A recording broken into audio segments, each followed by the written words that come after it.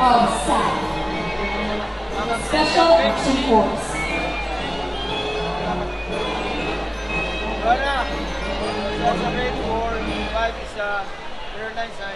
And now let us welcome our vehicle from Task Force League and Gardens of Peace and Community. Grade 5 na ako, niyaga naman nagkan. Niya grade 5 designs, ako nag-present sila for. Nagkala na sila. Ladies and gentlemen, approaching the stand is the 2nd Mechanized Infantry Brigade of the Philippine Army, Shield of the North.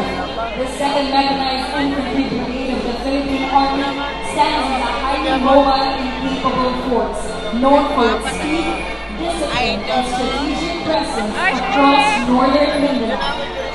With a strong operational footprint in Iligan City, especially around the vital Manila-Cristina watershed, the brigade plays a critical role in safeguarding key infrastructures and communities. More than a combat unit, the brigade is a stabilizing force, responding swiftly to conflict, disaster, and crisis. Its armored capabilities and strong civic partnerships allow it to support peace efforts, disaster relief, and local development. As it joins today's Independence Day parade, the brigade stands not only as a symbol of strength, but also of hope and resilience, a steadfast protector of peace, progress, and the people of Mindanao. Once again, 2nd Mechanized Infantry Brigade of the Philippine Army.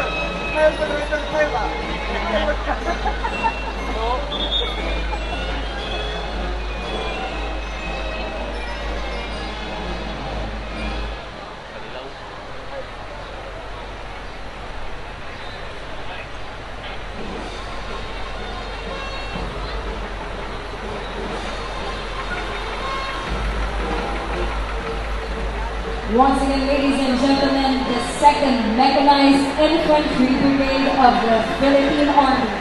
Again, more than a combat unit, the brigade is a stabilizing force, responding swiftly to conflict, disaster, and crisis.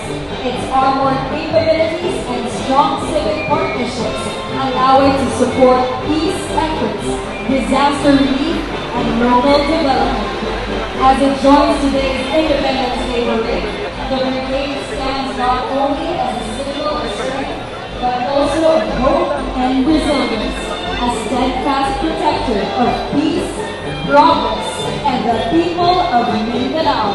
Once again, the 2nd Mechanized Infantry Brigade of the Philippine Army.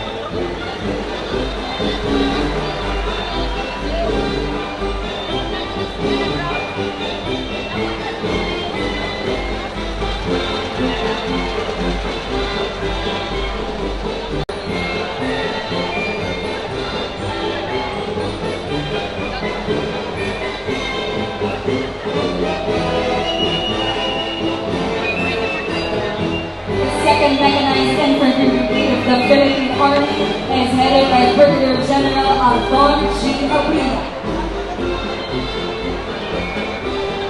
And now we have the Armored Division of the Philippine Army.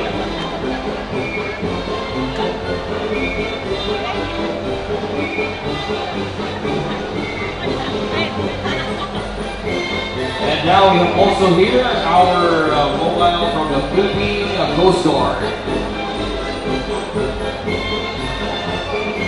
We have also from the Department of Interior, Local Government Bureau of Jail Management and Penology Transport Vehicles.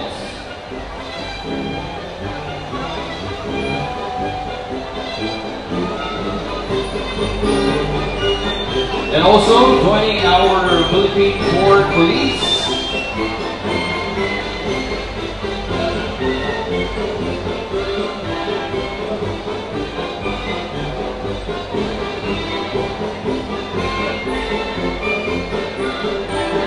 And we have our Bureau Fire Protection Vehicle and fire trucks.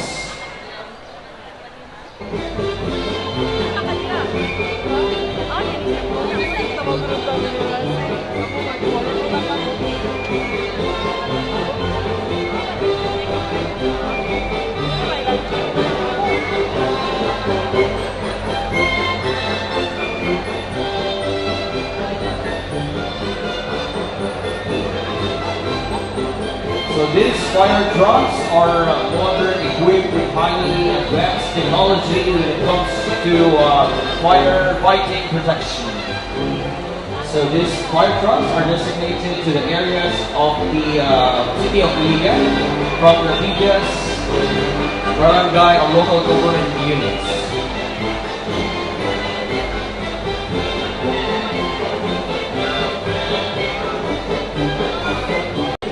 And now let's welcome our barangay patrol rescue vehicles from the different local government units of barangays in Iligan.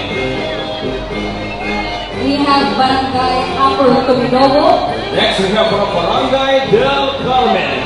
Approaching the stand is Barangay Santo Rosario. And joining also from Barangay Santa Elena. We have Barangay Dito Kalan. And also kasama natin ngayon from Barangay Poblacion. Next to Barangay Poblacion is Barangay Tilaan. And we have from Barangay Tumas Cavite.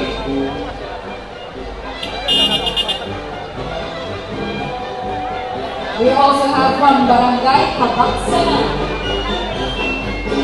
And we have from Barangay Rugomon. And approaching the stand is from Barangay Tipanon.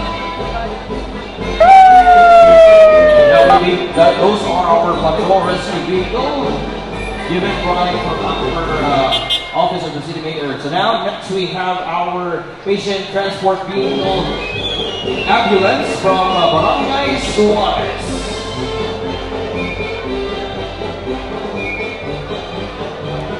We have from Barangay Puroon. And we have also our patient transport ambulance from Barangay Palao. Another patient transport vehicle from Barangay Sara. And also joining our dynamic Iligan City Disaster Risk Reduction and Management Office.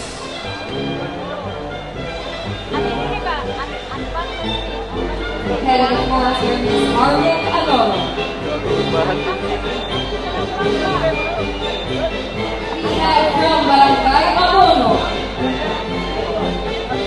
And we have also our patient ambulance, patient transport ambulance from Barangay Santa Fiona.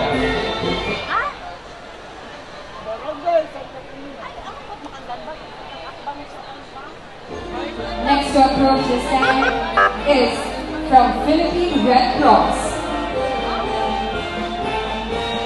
So we have our ambulance from Philippine Red Cross Iligan City Chapter. And we have from our rescue vehicle from CDRRFO.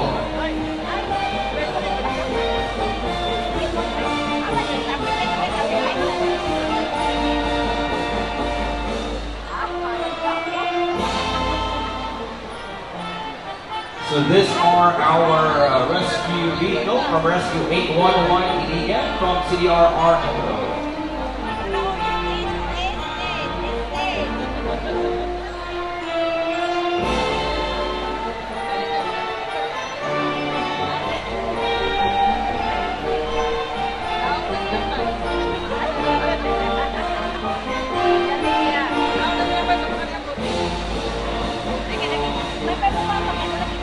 We have a patient transport vehicle from PCSO, or Philippine Charity Sweepstakes Office.